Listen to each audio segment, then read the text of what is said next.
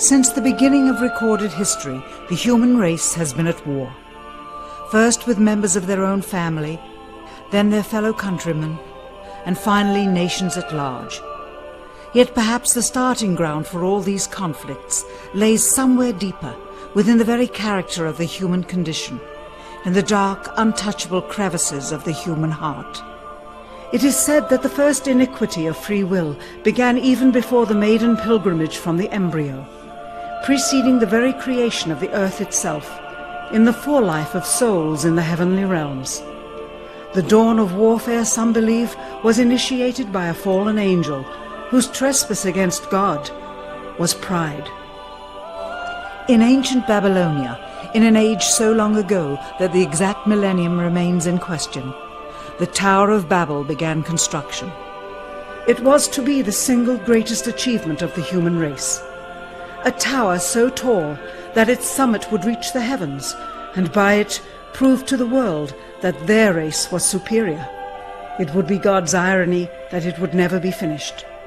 Time passed, nations fell, a machine age emerged, and once again the ingenuity of the species which held dominion over all others unveiled what was at the time the most monumental accomplishment ever imagined, the largest machine yet constructed.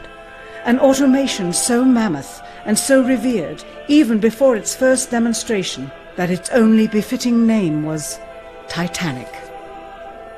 On April 10th, 1912, it set sail. It was boasted to be the ship that God himself could not sink. It would be God's irony that the very element that was meant to keep it afloat would cause it to sink. Water, frozen water, in the form of an iceberg. Not even one voyage did it complete. And then the next age embarked into the annals of human history, perhaps the last age, the space age. Competition for victor was unparalleled. Powerful nations spent billions in unabashed rivalry to outdo the other. The Soviet Union launched the first orbiting satellite, the first animal, the first man. They had logged 500% more hours in space than the United States. And in June of 1969, they launched an unmanned probe to the moon to retrieve the first soil sample from another world, just 1 month before Apollo 11. That's how close the race was. Had their unmanned probe not crash-landed into the lunar surface, the first moon rock brought back to Earth would have been by the Soviet Union. Richard Nixon, president at the time, had this to say about the latest work of the human hand. It is the greatest week since creation, the greatest event since the laying of the foundation of the seas, since the origin of the universe itself, since the design and formation of the delicate human eye through which all these things are perceived, was a flying machine with its 2 passengers landing on its closest celestial neighbor and returning from where it came. Perhaps again God's irony lies somewhere within this great boast of humankind. The building of the tallest tower for the sole purpose of standing out among the races was never finished. The machine that was so great that it was said to be untouchable by even God never completed its first voyage. And finally, the crowning achievement of humankind, the greatest boast of the species, the event in human history most associated with pride in our own accomplishments, landing on the moon. 20 years later, and years behind schedule, the same space program couldn't put into Earth orbit a telescope with a lens that focused. And yet 2 decades earlier, a mission 100 times more complicated worked on its first occasion. With close scrutiny of the motives of the zealous Nixon administration, a critical examination of the entirely government-controlled press coverage, and newly discovered footage of the crew of Apollo 11 staging part of their mission, we wish to detail what may come to be the greatest government conspiracy of all time. A funny thing happened on the way to the moon.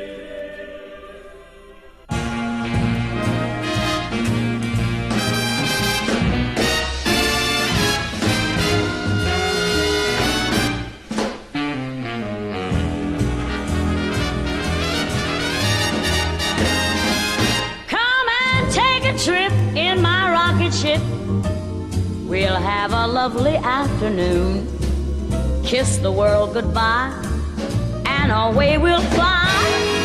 Destination moon. We'll travel fast as a light till we're out of sight. The earth will be like a toy balloon.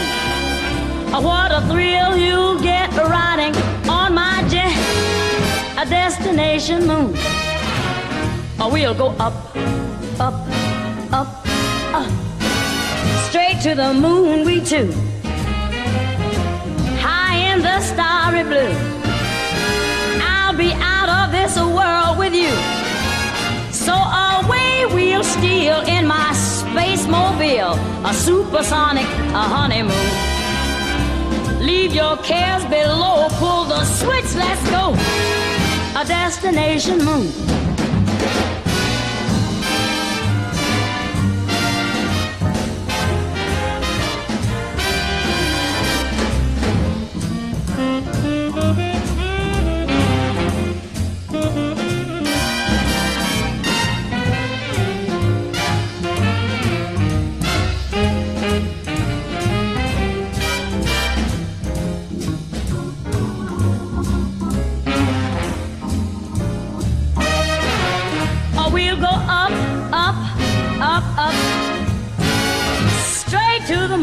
Too. We'll be high in the starry blue. I'll be out of this world with you. So away we'll steal in my jet mobile, a supersonic, a honeymoon. Leave your cares below, pull that switch, let's go. Destination. We're flying high up in the sky. Destination moon.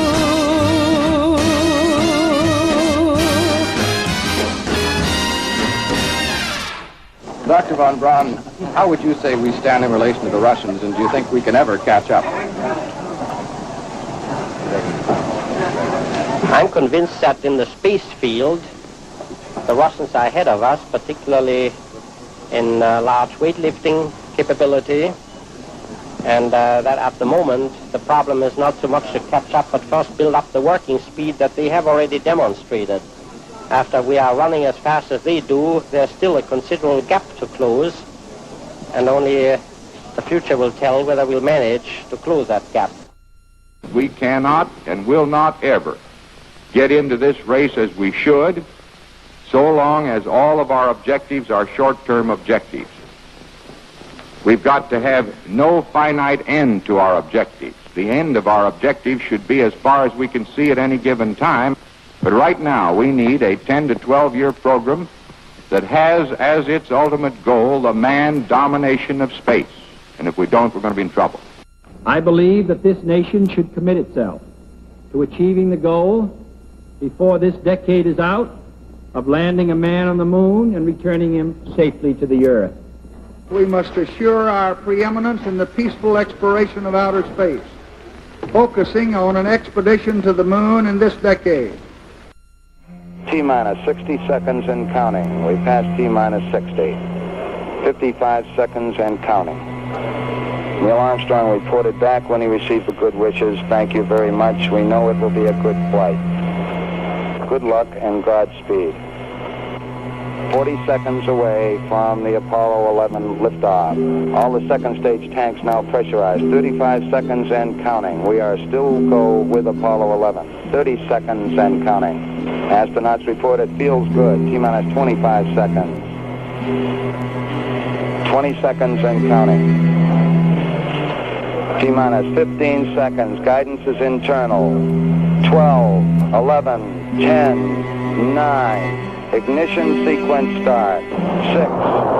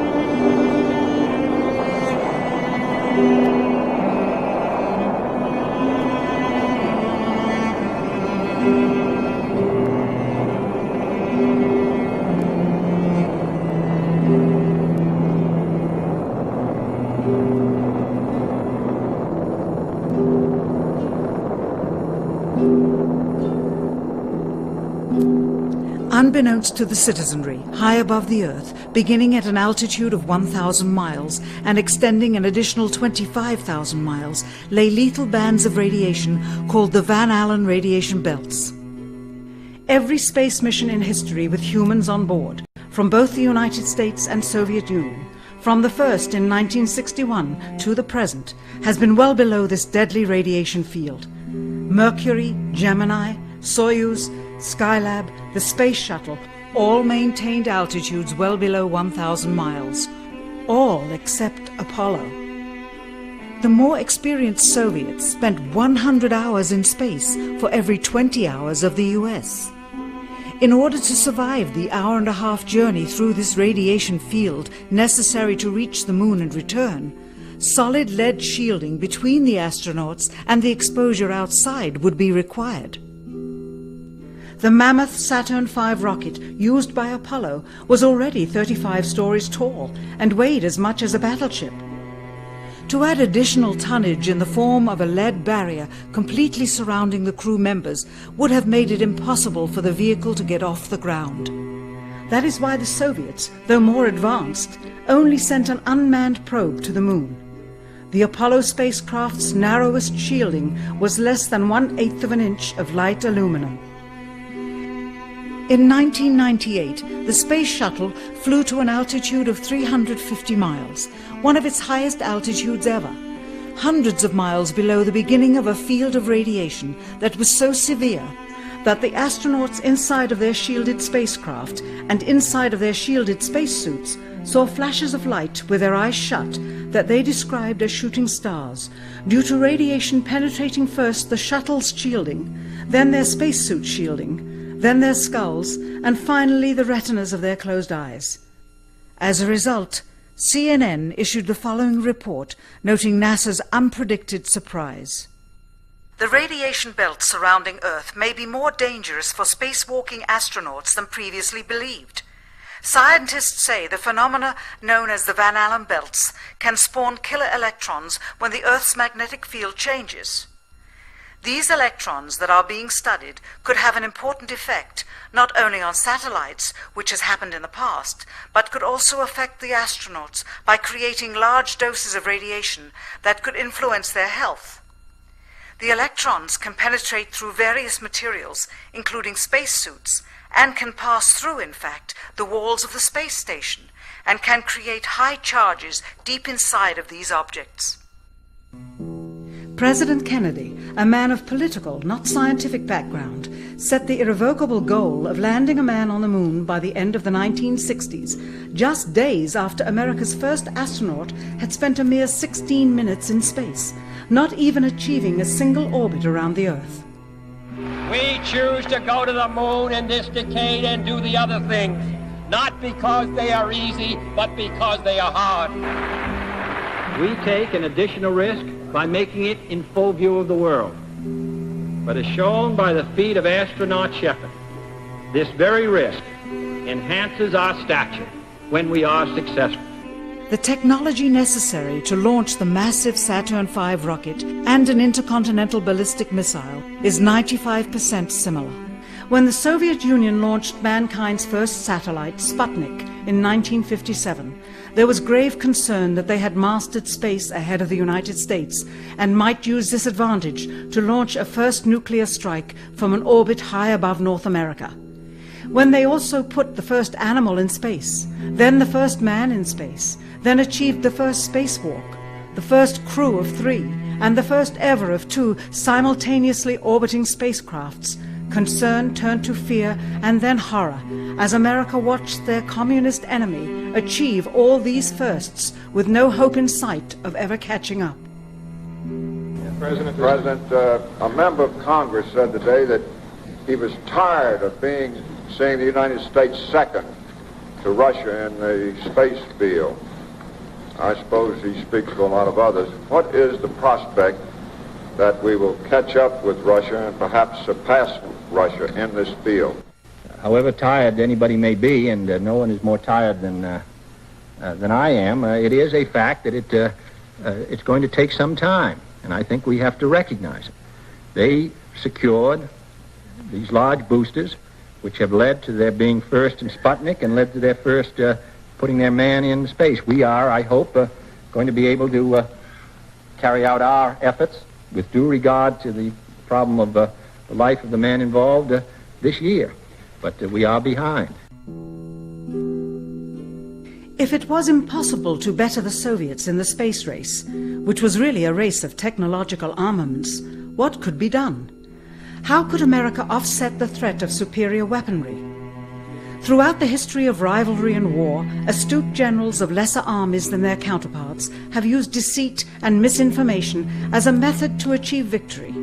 In World War II, for example, columns of inflatable tanks were placed at locations afar from Normandy to draw German forces away from the real location of invasion.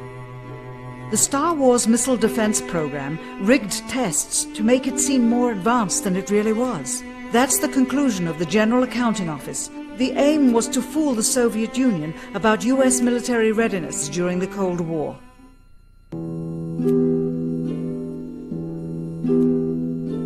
Certainly, it was not possible to fool just the Soviets about US strategic capability in the 1960s, while somehow informing 200 million Americans of the truth secretly. In order for them to believe the United States had the capability to go to the moon, everyone would have to believe it. Furthermore, the pride of a nation was at stake, and the goal of a martyr, not to mention the growing unrest domestically of a government throwing tens of thousands of lives away in a foreign war riddled with contradiction and ambiguity. In addition, the Apollo program had already spent billions of dollars. If it failed to achieve its goal with such an investment, it would indeed be a large and bitter pill for the taxpayers to swallow. The cost of the program, whose sole goal was to be the first to plant a flag on the lifeless rock just outside the Earth, if adjusted for inflation to the 21st century, was $135 billion. With a profit margin of just 7%, this would be equal to over $9 billion profit going to the privileged contractors chosen by their friends at NASA. If the machinery was in fact only achieving Earth orbit, as other earlier missions had already done, then the completion and functionality of the other components would not have been as important, and even more profit would have been made. $135 billion could feed 2 million people for their entire lives. It could also buy 2 million two-bedroom houses. Yet how could such an undertaking be kept secret, and for such a long time? To the latter, one needs only to remember that an unsolved riddle 6 years older, the assassination of President Kennedy, still daunts the minds of the vast majority of Americans. As a parent of a conspiracy, as his assassin being assassinated himself, the truth of the matter has still escaped history. In keeping a secret of the magnitude of the Apollo missions being fraudulently created, one turns to the Manhattan Project for comparison. Surreptitiously building the first nuclear bomb during the early to mid-1940s involved 129,500 people over a 3-year period. Yet the secret did not get out. A quarter-century later, the art and technology of espionage inevitably improved, narrowing dramatically the number of players in the know of a large clandestine operation. Just 1 year before the first mission to the moon, NASA launched the Tetra satellite, specifically designed to simulate flight data coming from the moon, so that the ground crews could rehearse the landing, much as the astronauts did in their own simulations. Had it not supposedly fallen back to Earth, all that would have been needed during the actual flight would be a repeat of one of these computer programs, with a few original variations, transmitted to the satellite for rebroadcast to Houston.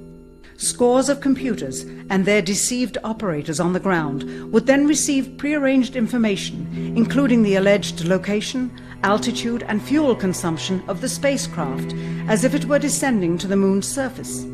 If the Soviets tried to find the actual location of an Apollo crew in the hundreds of thousands of miles surrounding the Earth and the moon, it would be tantamount to trying to find a rowboat in the Atlantic Ocean. The fact that the Apollo program was so departmentalized, with various construction and test sites around the country, meant that only a few people saw the whole picture. And for the first time ever, there was no independent press coverage of such an historical event. Whatever pictures and sound were distributed to the public were strictly controlled and previewed by the federal government. They were then disseminated unchecked until this hour. For who would realize that the unthinkable was not only possible, but absolutely true?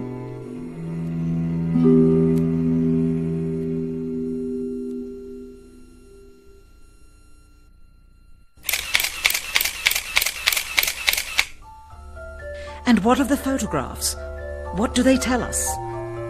On 3 separate occasions, our office asked NASA's Public Relations Department for every single picture of an astronaut on the surface of the moon, just during the maiden voyage of Apollo 11.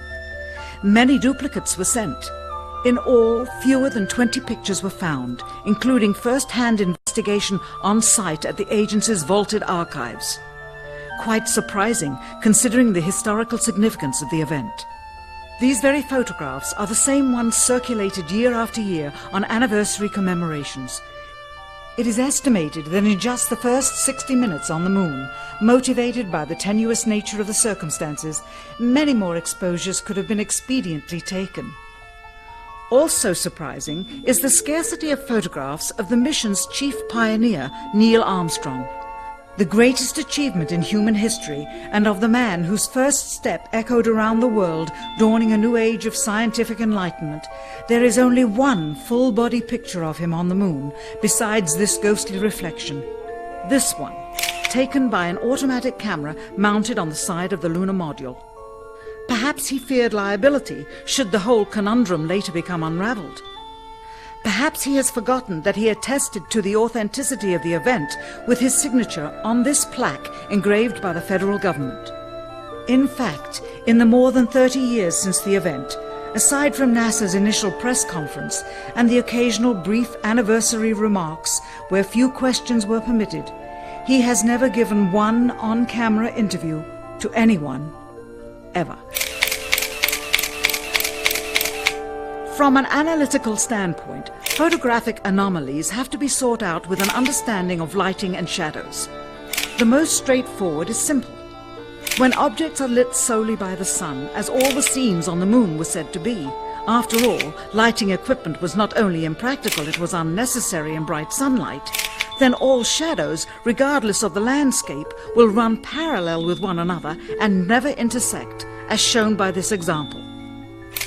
In these seldom-seen photographs, obtained from a rarely used auxiliary NASA archival site, it is clear that these scenes were lit with artificial light. These shadows, which are cast at different angles, are evidence that a second light source is being used.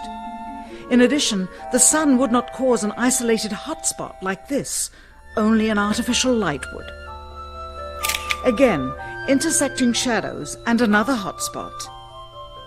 And again. And again.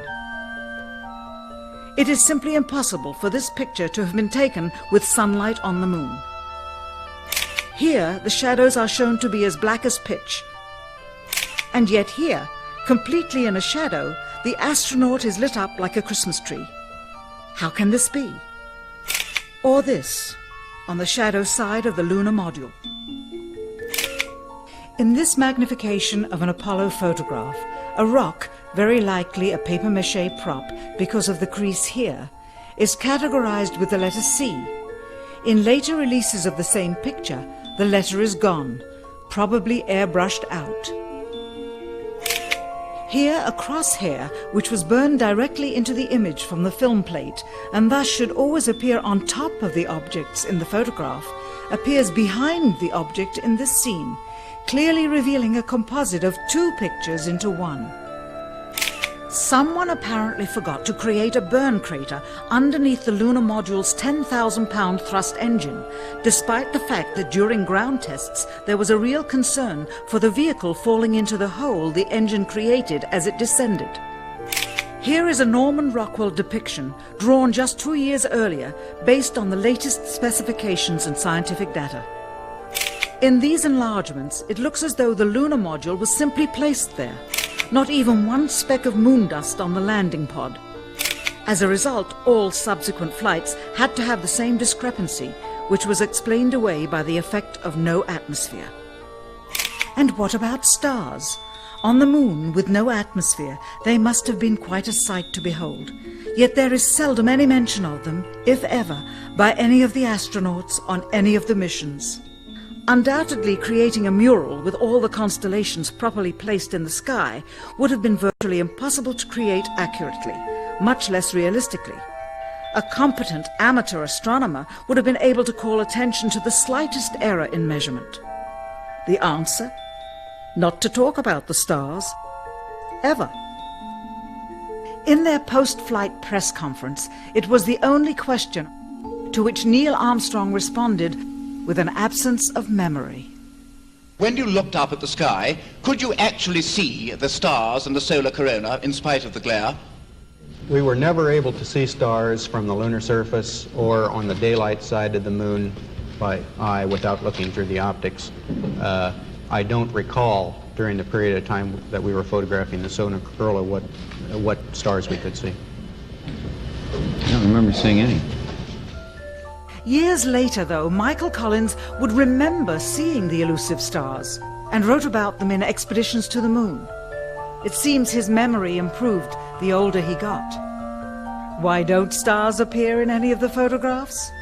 Simply because the proper, mostly closed exposure setting for the camera's iris, set that way to compensate for the bright sunlight on the moon's surface, completely diminished the faintness of relatively distant specks of diminutive light. This answer is true. It does not, however, explain why they never took any pictures of the stars by themselves, with an exposure setting perfect for them. While they took 3 automobiles to the moon, they never took a photographic telescope. Had they done so, they would have been able to see farther into the universe than had ever before been realized. If they had taken a telescope and were not actually on the moon, they would have had to concoct undiscovered galaxies that might one day prove to be non-existent. The cost of the 3 moon rovers in 21st century currency? Nearly $60 million each, though they had fewer parts than a Jeep. Where was all this money going? Then there's the flag, blowing in the wind, at least twice, on the atmosphereless moon. We can only guess that most of the missions were staged inside for fear of possible aerial or satellite reconnaissance from an unfriendly nation. The backpacks, designed for 1/6 gravity, must have had the cooling systems removed to allow for movement without falling over. With very near and hot studio lighting, that left one hot astronaut inside. Assuming that it was the astronauts inside, after all, their faces were always covered. The necessary mammoth amounts of air conditioning were probably responsible for the air current.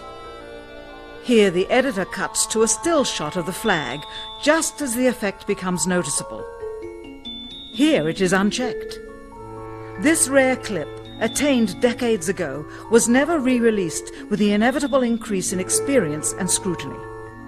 To demonstrate 1/6 gravity, a bouncy, floaty feel to the astronauts' movements would be similarly achieved with relative simplicity. Slow motion. You are viewing the scenes as they aired more than 30 years ago. Now let's look at them with the speed doubled. It becomes discernible that they are, in fact, in Earth's gravity, and are no more leaving the ground than they would on Earth. It is clear from these rarely seen color television pictures that the crew of Apollo 11 brought a high-resolution color video camera with them on their mission, yet the only pictures broadcast live from the moon's surface were these from a low-definition black and white camera. In fact, the networks complained because in addition to this, they were forced to shoot the images, second generation, off of a projection TV of the technology of 30 years ago, and were not even allowed to take a direct feed, which further degraded the quality and clarity of the images. Perhaps this was precisely what NASA and the federal government had in mind. After all, it was a first, regardless of where they were. Better to open up their debut mission with fuzzy pictures and numerous blackouts, rather than show too much revealing detail of a false scene that was yet unproven. And finally, the element that seals their fate. Of all the footage of Apollo 11 requested from NASA over a 5-year period, one gem was discovered just before the completion of this documentary. An old reel received by mistake. It contains the raw or unedited footage of the crew of Apollo 11, Michael Collins, Edwin Aldrin Jr. and Neil Armstrong, staging part of their mission for nearly an hour in living color, with exceptionally clear behind-the-scenes audio of conversations discussing the techniques used to achieve a disingenuous picture depicting the Earth at a distance, in order to falsely demonstrate their far journey from it and their ability to survive passing through the Van Allen radiation belts. It cannot be misconstrued that this staging was done for some other reason prior to the mission, for the reel itself is slated and dated July 18th, 19th and 20th, 1969, the very days of the mission when they were said to be approaching and achieving lunar orbit. Furthermore, it is apparent they are in genuine zero gravity aboard the actual spacecraft, necessary to convince the mass media of their authenticity, just not any further than Earth orbit, as you will see. In this never-before-seen or heard footage, not only is the radio conversation between the astronauts and Houston Control audible, there is a secondary, private conversation taking place between the crew and a third confidential party, prompting the astronauts with what to say, when to speak, and how to effectively manipulate the camera to achieve the desired misleading effect. NASA claims that the Houston transmissions were the only ones taking place with the astronauts. Listen now as Houston Control initiates a conversation with the crew, only to find them too preoccupied with the behind-the-scenes trickery to respond. Moments pass and the oversight is picked up on by the clandestine third party, who quickly prompts them with talk. Immediately, Neil Armstrong speaks. Hello, Apollo 11. Houston, Goldstone says that the TV looks great. Over.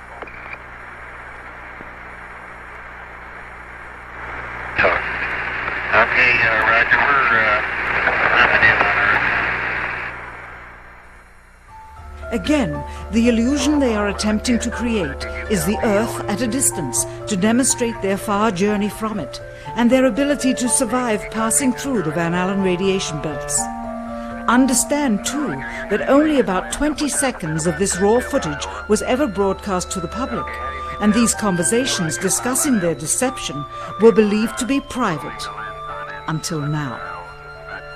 Here they discuss that these television transmissions were in fact not broadcast live as everyone believed. They were first screened and edited for playback later.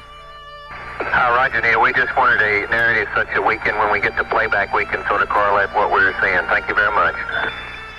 Here they discuss the fact that they have turned out the lights and have blocked out sunlight from entering the spacecraft through the other windows, as to not cause any reflected light to fall onto the spacecraft's wall in the foreground. Okay, very good. Well, we shut out the sun coming in some of the other windows into the spacecraft, so it's looking through the number one window, and there isn't any reflected light. The reason this was done is so that the truth of the matter would not be revealed. It is this. Though the federal government would have you believe that this is a view of Earth from a distance out of the spacecraft's window as it nears the moon, it is not. What they have ingeniously done is placed the camera at the back of the spacecraft and centered the lens on a circular window in the foreground, outside of which it is completely filled with the Earth in low orbit. The circumference of the window then appears to be the diameter of the Earth at a distance, with the darkened walls of the spacecraft appearing to be the blackness of space around it. That is why they wanted the interior dark and blocked out the sun from entering through the other windows. Here you can see the extruded window, probably 2 inches thick at the bottom. This is because the Earth's shine is coming in at a downward angle. It also causes the Earth to appear to be an irregularly shaped circle, for you are seeing the outside of the window at the bottom and the inside of the window at the top, which together form 2 different sized halves of a circle. Subsequently, this take was never used. As they perfected the shot, a crescent-shaped piece of black material was inset slightly into the window to create the illusion of the Earth's terminator line dividing night and day. It is uncannily convincing. During this segment, intended to be edited and played back later for the worldwide television audience, dated July 18th, 1969, Neil Armstrong condemns himself as he states that he is 130,000 miles out, or halfway to the moon, as the NASA flight log also states on this date, when he is in reality in low Earth orbit of a few hundred miles. Roger, Houston, Apollo 11. Calling in from about 130,000 miles out. Here, during another segment, also intended to air after review, Neil Armstrong falsely explains to the viewers how the shot is attained by putting the camera's lens to the window's glass, as it would have to be if they were the claimed distance away from the Earth. We only have one window that has a view of the Earth, and it's filled up with a TV camera.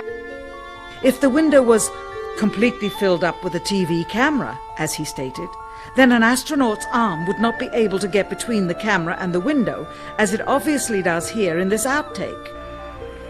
South America becomes invisible just off beyond the Terminator or inside the shadow. You can also notice how the astronaut operating the camera reacted to the mistake by attempting to pan away from it. Blue gas, see white bands of major cloud formations across the Earth. This is a segment that they believed wasn't even being recorded, much less suitable for broadcast, for the lens was being zoomed out and the scene was being changed to that of an interior of the astronauts at work, and apparently the stop button popped back up on the recorder without notice. Here is the diffused work light that they used to see camera controls, but not throw light onto the spacecraft's wall. Here they remove part of the crescent insert.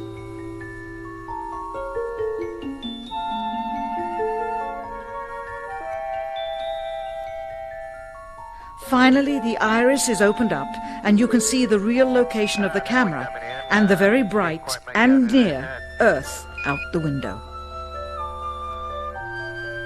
Here is the slate for the 19th of July, and the same shot of trickery on the 19th of July, and then the 20th, and the same misleading shot on the 20th. Later that evening, they were said to be walking on the moon. How can this be when they were in Earth orbit only 9 hours earlier, and the moon is some 3 days' journey away? Furthermore, if they genuinely went to the moon, why would they be faking any part of it? Why this trickery with the window? By faking being halfway to the moon, it becomes apparent that they did so because they could not even go halfway. It thus confirms that the stumbling block to their success was the lethal radiation of the Van Allen radiation belts. Since the same equipment was used on the subsequent missions in the 40 months that followed, none of them could have gone to the moon. They only increased their proficiency at staging them. When some TV viewers of the second manned mission to the moon telephoned the networks complaining that reruns of I Love Lucy were being interrupted, it became clear that for the taxpayers, once was enough. But it wasn't enough for the government and contractors. Billions of dollars of pure profit went with each return. How coincidental that the following mission would have the element of life and death jeopardy. Apollo 13. Now the public would take going to the moon more seriously and be reconnected with the drama. We now realize that perhaps the reason Neil Armstrong has never given an on-camera interview is because he doesn't want to lie anymore. What threats may have been made upon such honorable men or their families to possess their reluctant cooperation and later ill feelings towards perpetuating this still darkened hour in American history? NASA's highest-ranking official, James Webb, resigned without explanation just days before the first Apollo mission. Why, when he was on the threshold of achieving the greatest accomplishment of his career? All 3 Apollo 11 astronauts also resigned shortly after their return.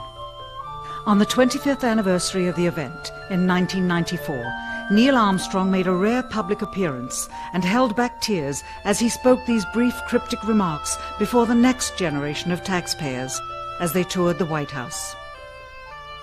Today we have with us a group of students among America's best. To you we say, we have only completed a beginning. We leave you much that is undone. There are great ideas undiscovered, breakthroughs available to those who can remove one of truth's protective layers. He is that layer. Perhaps someday soon, with the uncovering of this footage and its meaning, the true patriots of America will rise up or come forward and free the citizens and themselves from the sin that so easily entangles and from a federal government that needs to have the gangrene cut off. Even if the government's destruction would come from the truth, then it is not worthy to stand, and its betterment would inevitably follow. All of us are mortal. All of us will die. Perhaps the seeking of a clear conscience before that hour will motivate the truth into the light. Perhaps as citizens we should offer amnesty for this and other crimes of history, for facts from those involved, before the truth perishes with them. Why must we wait until the year 2017 to open the Kennedy assassination files? Perhaps they will not even be opened then, for the law that reluctantly stipulates their release says so with this clause, quote, with the exception of documents certified for continued postponement by the President. Whoever believes the citizens to be too immature for the truth are too immature for power. The truth will always set us free.